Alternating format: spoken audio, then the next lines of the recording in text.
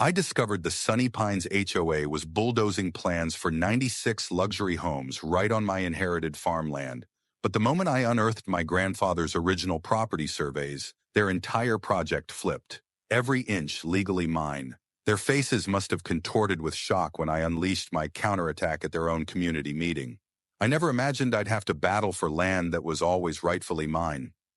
When Grandpa Joe died last March, I inherited his sprawling 200-acre farm on the outskirts of Meadow Creek, an ancestral haven passed down through generations. I'd been living in the city's relentless chaos, too consumed by my demanding job to visit as often as I should have. Then, at 6 a.m. on a turbulent Tuesday, my phone erupted. It was Mrs. Thompson, Grandpa's steadfast neighbor of 40 years, her voice trembling with barely contained fury. "They're building houses on your property," she warned urgently. "Massive yellow machines started tearing into the land yesterday. You need to get here immediately." At first I dismissed it as a mix-up. Maybe the construction crew had accidentally overstepped. But Mrs. Thompson was never one to mince words. "The Sunny Pines crew has plastered signs everywhere," she insisted. "They're planning nearly 100 houses right on your eastern fields." Throwing clothes into a suitcase with reckless haste, I raced towards Meadow Creek, speeding dangerously, my heart pounding. 5 hours later, I veered off onto the dirt road that led to Grandpa's farmhouse, a path that now seemed ominous. The once serene countryside was violently disturbed by the clamor of heavy machinery. Dust billowed like a storm above the trees as I reached a crest overlooking the eastern plot of the property. My heart dropped into my stomach as I witnessed a ferocious fleet of bulldozers and excavators ripping through the soil where Grandpa had lovingly cultivated corn and soybeans. Workers in hard hats scurried like frenzied ants, delineating sections with harsh, bright orange spray paint. A towering sign loomed by the road. "Future home of Sunny Pines East. 96 luxury homes starting at $450,000. I parked and strode towards a woman segregated from the frantic workers. She wore immaculate beige pants and a pristine white blouse, a stark contrast to the gritty surroundings. Her hair was impeccably styled and she clutched a clipboard while talking assertively on her phone. "Excuse me," I demanded as she ended her call, my voice laced with simmering anger. "What in the world is happening here?" She appraised me with a cool, calculating stare, as if I were an unwelcome interruption. "We're preparing for residential development," she replied in a rehearsed, silky tone. "I'm Diane Reynolds, president of the Sunny Pines Homeowners Association." She extended her hand mechanically, devoid of any genuine warmth. "This land is mine," I thundered, dismissing her handshake. "My grandfather, Joe Miller, owned this farm. He passed away recently, and I inherited every piece of it." Her practiced smile faltered ever so slightly, failing to mask a cold calculation. "There must be some misunderstanding. Sunny Pines Development purchased this parcel last year. We have all the necessary permits and approvals." "That's impossible," I retorted, my voice rising in disbelief and defiance. "My grandfather would never have sold this land." "Perhaps he didn't tell you." She sounded almost sorry for me. "The sale was finalized 9 months ago. We've been planning this expansion for years." My mind raced. Grandpa had been sick during his final months, but his mind remained sharp. He wouldn't have sold his beloved farm without telling me something wasn't right. "I need to see those documents," I demanded. "You're welcome to contact our legal department." Diane handed me a business card. "But I assure you, everything is in order. Now, if you'll excuse me, we have a schedule to maintain." She turned away, already dialing another number on her phone. I stood there, feeling helpless, as machines continued to tear up the soil that had fed my family for generations. Back at the farmhouse, Mrs. Thompson waited on the porch with a pitcher of iced tea and a worried expression. "They started showing up with measuring tools about 3 months ago," she explained. "Your grandpa was furious. He kept saying they had no right, that they were trying to steal what wasn't theirs." "Did he mention selling any land?" I asked. "Never," Mrs. Thompson's eyes watered. "Joe swore this farm would stay in your family forever." Mrs. Thompson's eyes watered. "The day before he went to the hospital for the last time, he was looking through his old office. He said he needed to find something important to protect the farm. Grandpa's office remained untouched since his death. I hadn't had the heart to go through his things when I briefly visited for the funeral. Now, I needed answers. The small room smelled of pipe tobacco and old books. Shelves lined the walls, stuffed with farming almanacs, family photo albums, and decades of careful records. Grandpa tracked everything: rainfall amounts, crop yields, equipment repairs, all written in his neat handwriting. Where would he have kept property records? The filing cabinet seemed the obvious place to start. I pulled open the top drawer and found folders organized by year. Nothing about land sales or Sunny Pines. Hours passed as I searched. Night fell and my eyes grew tired from reading faded documents by lamplight.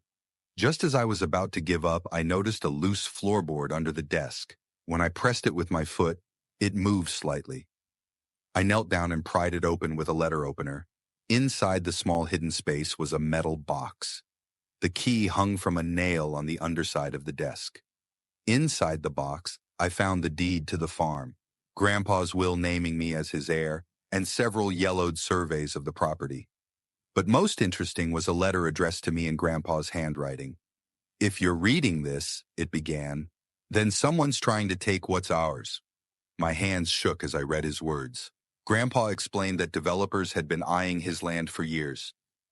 They'd tried to pressure him into selling, but he always refused. In his final months, someone from Sunny Pines visited repeatedly.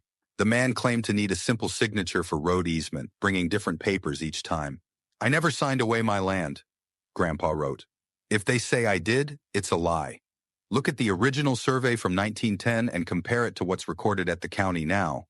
Truth is in boundaries." I dug deeper into the box and found the original survey. It showed property lines that extended much further than I'd realized. According to this document, Grandpa's farm was nearly 280 acres, not the 200 listed in current records. Sleep evaded me that night. I spread the papers across the kitchen table, comparing the old survey with newer maps. Something strange had happened over the decades. The eastern boundary had shifted, reducing our land. It wasn't just the area under construction. According to these original documents, we owned land where part of the existing Sunny Pines development already stood. At dawn, I knew what I had to do. First, I needed a lawyer. Then, I needed to understand exactly what Diane Reynolds and her HOA were up to. If they thought they could steal from my family, they were about to learn a painful lesson. I folded Grandpa's letter and put it in my pocket. "I won't let you down," I whispered to the empty room. Little did Diane know she hadn't just messed with a grieving grandchild. She'd walked straight into a trap set by a man who'd anticipated her moves even from the grave. I didn't sleep that night. By 8 a.m., I waited outside the office of Walter Franklin, the only property lawyer in Meadow Creek. His secretary looked surprised when I asked for an emergency appointment, but she squeezed me in before lunch. "So, you believe Sunny Pines is building on land that belongs to you?" Walter said after I explained my situation. He was older than I expected, with thick glasses and a bow tie that seemed from another era. 643. I spread the documents across his desk. "These are the original surveys from 1910, updated in 1978. Compare them to the current county records."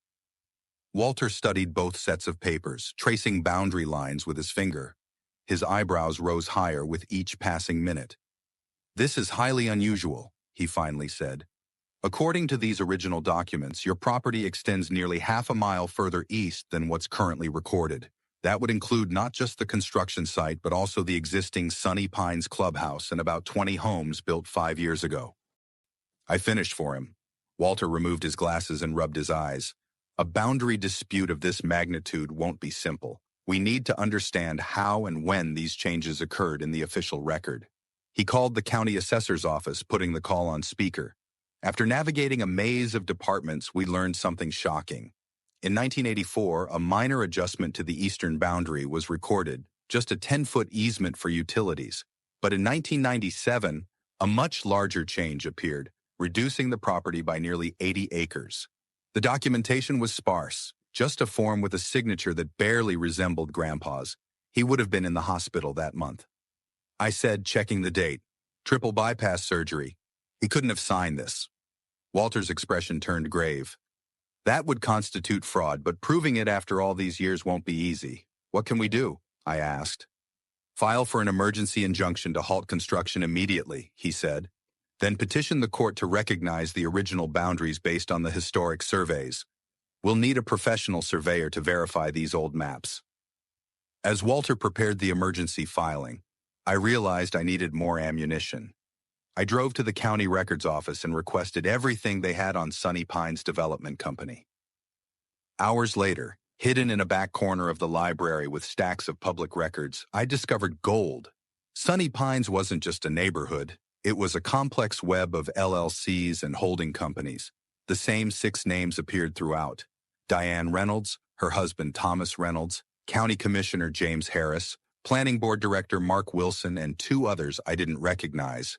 But the most interesting document was from just 3 months ago, a loan approval for $16 million to finance Sunny Pines East, with the land itself listed as collateral. My land. I took photos of everything with my phone and headed to my next stop, the offices of the Meadow Creek Gazette, our local newspaper. The editor, Tanya Williams, had known my grandfather. When I told her I was investigating potential fraud involving prominent local officials, her journalistic instincts perked up.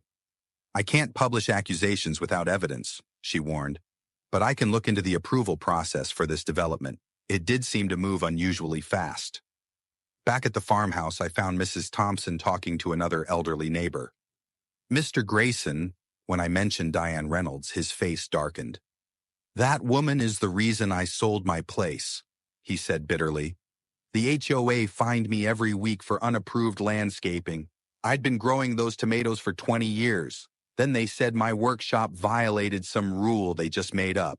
The fines kept coming until I couldn't afford to fight anymore. How many others did this happen to? I asked. At least a dozen old-timers sold out in the last 5 years, he said. Always for less than market value. Always to companies I later found out were connected to those Sunny Pines people. A pattern emerged. Find vulnerable landowners, harass them with fines and regulations, force them to sell cheap, develop the land, and make millions. My grandfather had been their latest target, but he'd been one step ahead. My phone rang. It was Walter Franklin. The judge granted our emergency injunction, he said. Construction has to stop immediately until a hearing next week. But brace yourself, this is going to get ugly. I thanked him and hung up, feeling a small victory. I drove back to the construction site with the court order in hand. Workers were packing up for the day when I arrived. Diane's sleek black SUV still sat near the site office. She came out as I approached, phone to her ear as usual. When she saw me, her expression hardened. Construction stops now, I said, handing her the court order. Legal boundaries are in dispute. She scanned the document, her perfect composure cracking slightly. This is ridiculous. We have every approval we need based on fraudulent boundaries. I have the original surveys. For the first time, uncertainty flashed in her eyes. It vanished quickly, replaced by cold determination. This little stunt will cost you, she said quietly. You have no idea who you're dealing with. Actually, I do, I replied. 6 names on dozens of business filings, $16 million in loans using stolen land as collateral, county officials fast-tracking approvals for projects they secretly invest in. I hadn't planned to reveal how much I knew, but the look on her face was worth it. Diane's perfectly manicured hand tightened around her phone until her knuckles turned white. You're making a mistake, she hissed. We can be reasonable. Perhaps you'd consider a generous offer for the remaining farmland. 7 figures, immediate payment. Not interested, I said. Everyone has a price, her smile returned, confident and predatory. Think about it. You don't even live here. What do you care about some old dirt? This has been in my family for 4 generations, I said. It's not for sale. I turned to leave, feeling her eyes burning into my back. As I reached my car, she called out, Commissioner Harris is my husband's golf partner. Judge Evans comes to my dinner parties. You think your injunction will last? You're nobody in this town. I drove away, her words echoing in my mind. She was right about one thing. I was an outsider here now, but she'd overlooked something important. Grandpa hadn't been. He'd lived in Meadow Creek his entire life, knew everyone, and was respected even by those who disagreed with him. And he'd left me more than just land. Back at the farmhouse, I returned to his office.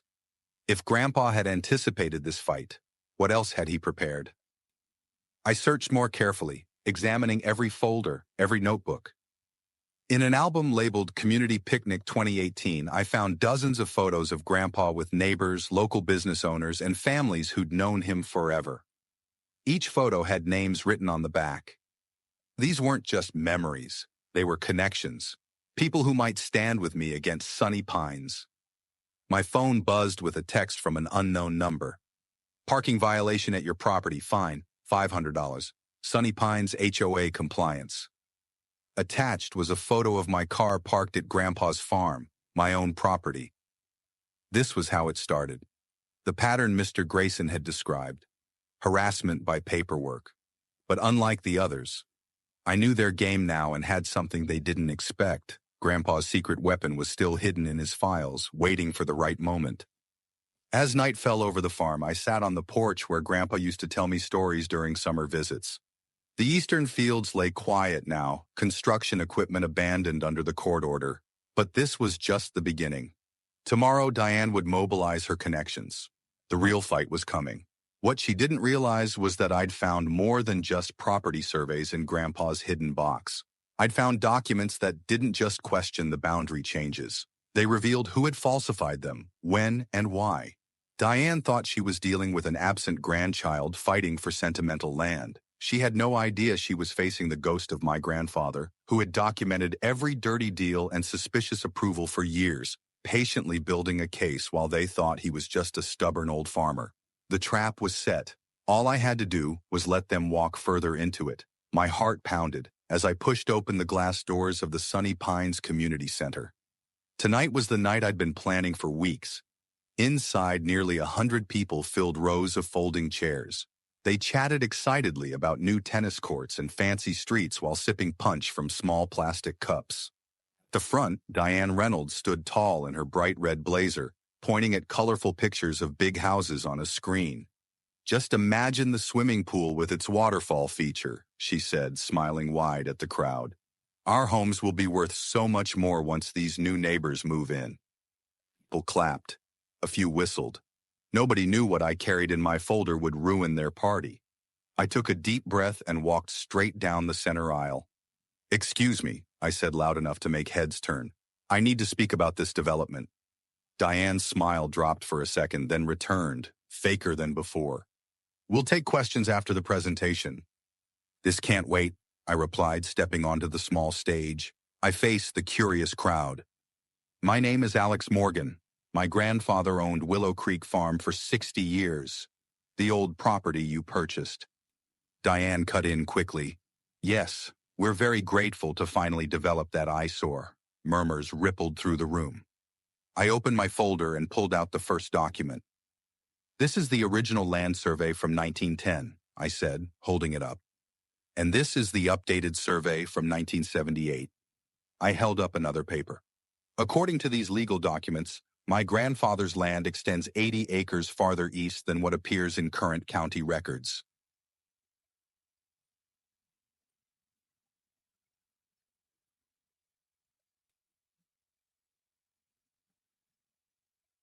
I turned to face the HOA board members seated in a row behind the podium. I placed copies in front of each of them. "Put simply," I continued, "you're building on land that legally belongs to me, and not just the new development. According to these boundaries, 20 existing homes and your clubhouse are sitting on my property too." The room exploded with voices. People stood up. Someone knocked over a chair. "This is ridiculous," Diane shouted, grabbing one of the surveys. "We have permits. We've sold lots. Construction has already started." I stayed calm while she grew redder. "Your permits are based on incorrect property lines. I filed papers with the court to stop all building immediately." Gerald Fisher, a balding man with thick glasses who served as the HOA treasurer, studied the documents with growing panic. "Diane," he whispered loudly enough for the microphone to catch, "these boundary markers match the old creek bed. They look real." She yanked the papers from his hands. "This is clearly some kind of trick to get money from us. We'll fight this nonsense." "You're welcome to try," I replied, pulling out one final document. But here's something you should know. According to these legal boundaries, your personal house, Diane, sits entirely on what is legally my land. The room went completely quiet. People looked at each other, suddenly understanding what this meant. 20 families might not actually own the ground under their homes. A man in the back stood up. Are you saying we might lose our houses? Before I could answer, Diane slammed her hand on the podium. This meeting is over. Everyone out. The board needs to discuss this privately. As people shuffled out, whispering nervously, a younger woman touched my arm. I'm Rachel Winters. I just put my life savings into a lot in the new section. What happens to me? I hadn't expected to face the human cost so directly. I'm not trying to hurt regular people, I told her honestly. This is about fixing a wrong. Don't listen to her, Diane hissed suddenly beside us. After everyone else left, she leaned close to my face. You have no idea who you're messing with. I built Sunny Pines from nothing. Nobody takes it from me. Her threat hung in the air between us as she stormed off, leaving me alone in the empty room. Through the windows, I could see clusters of worried homeowners in the parking lot. My phone buzzed with a text from Mr. Wallace. How did it go? They know now, I typed back. Get ready for their next move. What I didn't tell him was how shaken I felt. I had lit the fuse, but I wasn't sure if I was prepared for the explosion that would follow. These weren't just paper houses on a map. They were people's homes and dreams. But they had built those dreams on my grandfather's stolen land. Someone would end up losing everything, and Diane Reynolds wasn't going to go down without a fight. I jerked awake to the sound of engines outside my grandfather's farmhouse. Bright lights flooded through the windows. I stumbled to the porch to find 3 white SUVs with Sunny Pine security painted on their doors parked in a row blocking my driveway. Men in uniform stood by the vehicles. One stepped forward, handing me a thick envelope. Cease and desist notice from the Sunny Pines Homeowners Association, he said flatly. You are ordered to withdraw all claims against the development or face legal action. I tore open the envelope. Inside was a letter claiming my documents were fake and that I was attempting to commit fraud. They demanded I pay for damages to the community's reputation. You can't be serious, I said. The man shrugged. Just delivering the message. He returned to his vehicle, but none of them left. I tried to leave for breakfast in town, but discovered they had placed large concrete blocks across the end of my driveway overnight. Sorry, sir, one guard said without looking sorry at all. This access point hasn't been approved by the development committee. It's been closed for safety reasons. I was trapped on my own property. I called the sheriff's office, but was told they couldn't help with a civil dispute and suggested I get a lawyer. My phone rang. Diane's name flashed on the screen. I hadn't given her my number.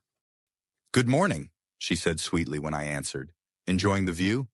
This is harassment, I said. Actually, according to county records, that driveway crosses Sunny Pines' common areas. We're within our rights to control access. You know those records are wrong, I said. She laughed. Let me explain how this works. The county commissioner plays golf with my husband every Sunday. The building inspector's daughter works for my real estate company. The water department supervisor lives in Sunny Pines. I felt my stomach drop as she continued.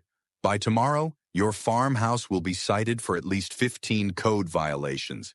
Your water might get shut off due to maintenance issues. Local contractors won't return your calls because they know better than to cross me.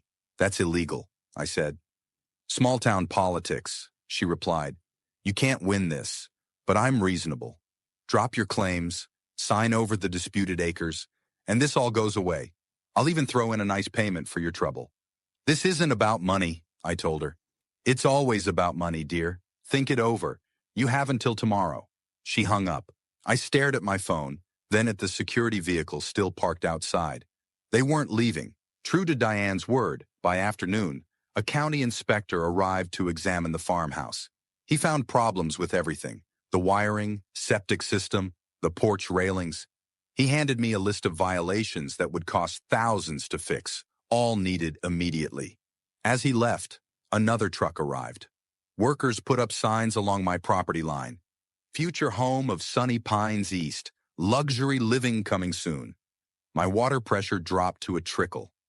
When I called the utility company, they claimed there was maintenance work happening and couldn't say when it would be fixed.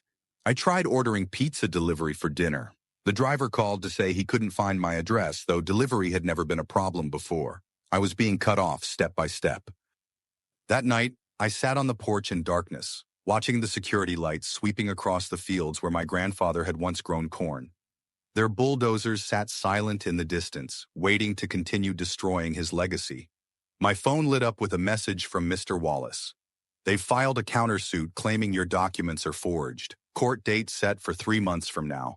They'll keep building in the meantime. 3 months. By then, the houses would be half finished.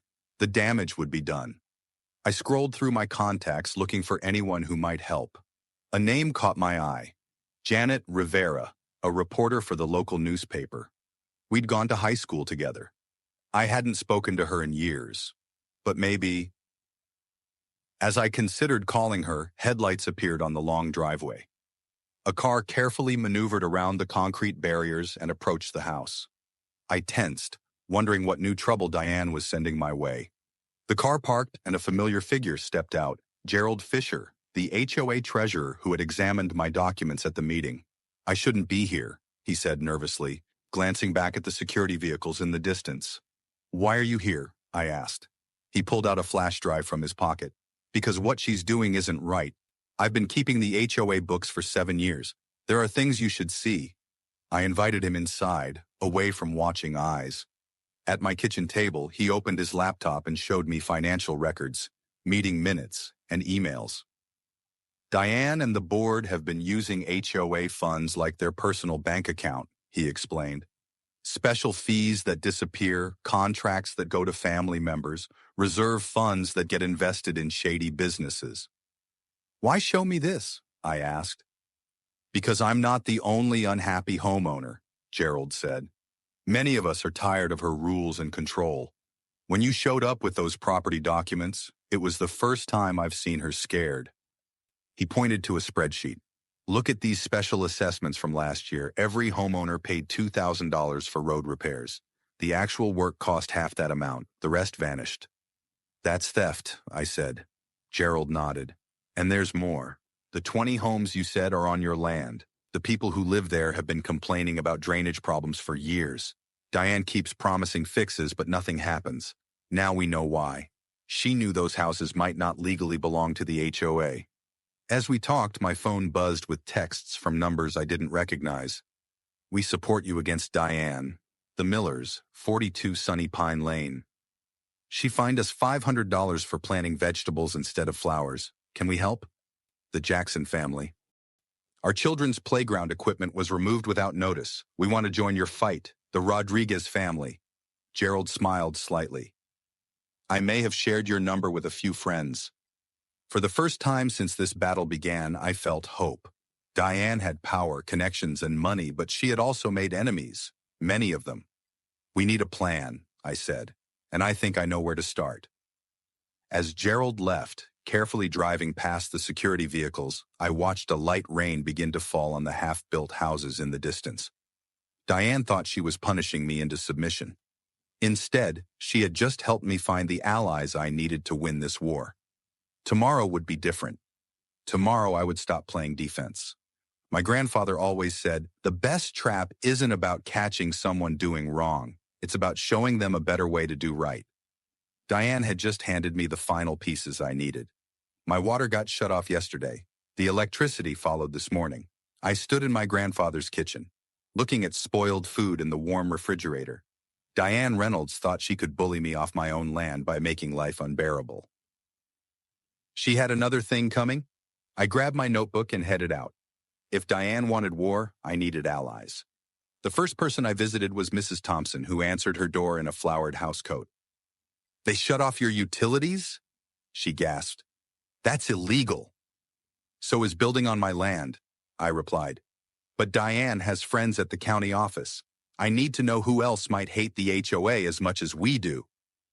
Mrs. Thompson's eyes lit up. Oh, honey, grab a chair. This might take a while.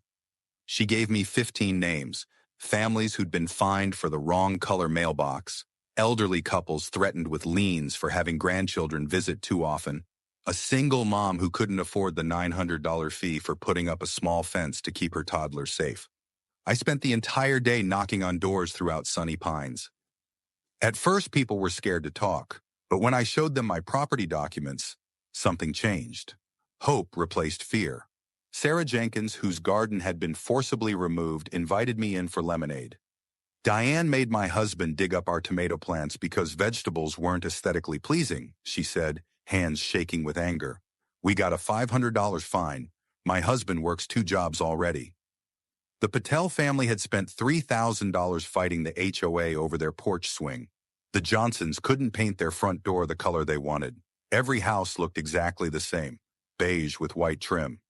It's not just the rules, Trevor Martinez explained while his wife Maria nodded.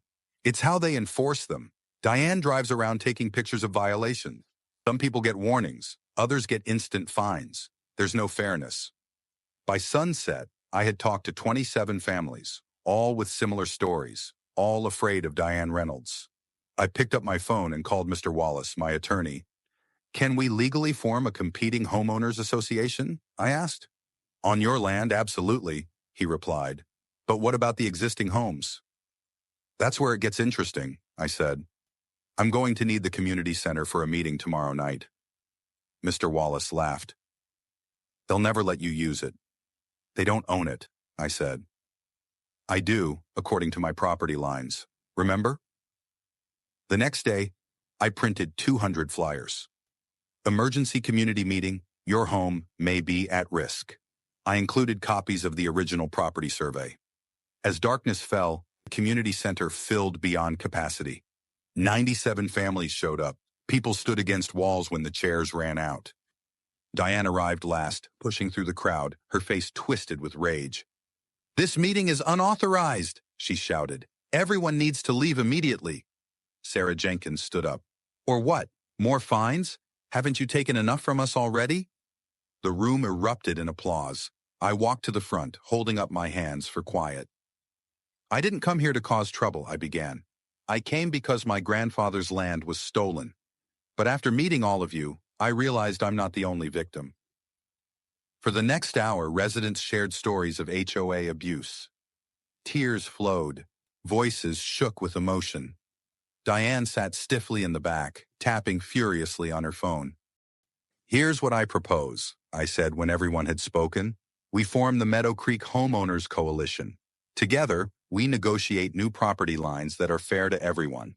We create a new community agreement with reasonable rules and transparent finances. You can't do that, Diane shouted. These homes are bound by contract to Sunny Pines' HOA. I held up the original land survey. Contracts based on fraudulent property ownership aren't valid, Ms. Reynolds. But I'm not here to take anyone's home. I'm here to fix what's broken. The vote was nearly unanimous. 89 families joined the coalition on the spot. As people filed out, energized and hopeful, Gerald Fisher, the HOA treasurer, approached me privately. There's something you should know, he whispered, glancing nervously at Diane across the room. The HOA finances, they don't add up. Monthly dues keep increasing, but our reserves are shrinking. I've tried to look into it, but Diane controls all the accounts. I patted his shoulder. Would you be willing to show me the books? He nodded. Tomorrow morning, my office. Diane stormed over, pointing her finger in my face. You've made a terrible mistake. By this time tomorrow, you'll regret ever coming to Meadow Creek. Is that a threat, Miss Reynolds? It's a promise. I have the county commissioner, the police chief, and the local judge on speed dial. This little rebellion ends now. What she didn't know was that I'd invited a reporter from the Meadow Creek Gazette to sit quietly in the back of the meeting. Every word had been recorded, every threat documented. As Diane slammed the door behind her, my phone buzzed with a text from Mr. Wallace. Environmental survey results came in. You won't believe what's on that land. I smiled. Diane thought she had all the power, but Grandpa always said the truth was the most powerful weapon of all. And tomorrow, the truth about Sunny Pines' HOA would be front-page news. I woke up to police cars surrounding my grandfather's farmhouse. Through the window, I spotted Diane Reynolds standing next to a tall man in uniform. Time to face the music, the police chief announced as I opened the door. I smiled calmly. Actually, Chief Williams, I believe you'll find I'm the legal property owner. I handed him a folder containing the original land surveys and my grandfather's deed. "These documents haven't been verified," Diane snapped. "They have, actually." A woman stepped forward from a car I hadn't noticed. "Carolyn Mitchell, County Records Office. We pulled the original surveys last night after receiving some concerning reports." Diane's face went pale. "What reports?" I gestured toward the farmhouse. "Perhaps we should discuss this inside." 15 minutes later, my kitchen table held an unexpected gathering. The police chief, county records clerk, Mr. Wallace, my attorney, and Diane, whose perfect makeup couldn't hide her growing panic. "The original property lines were improperly recorded in 1973, Carolyn explained, spreading maps across the table. "This entire area, including the existing Sunny Pines homes and the new construction, legally belongs to the Richards estate." The police chief whistled. "That's quite a mistake." "Not a mistake," Mr. Wallace said quietly. "We have evidence suggesting the boundary change was deliberate." "Ridiculous!" Diane slammed her hand on the table. "This is a scam to extort money from hardworking homeowners."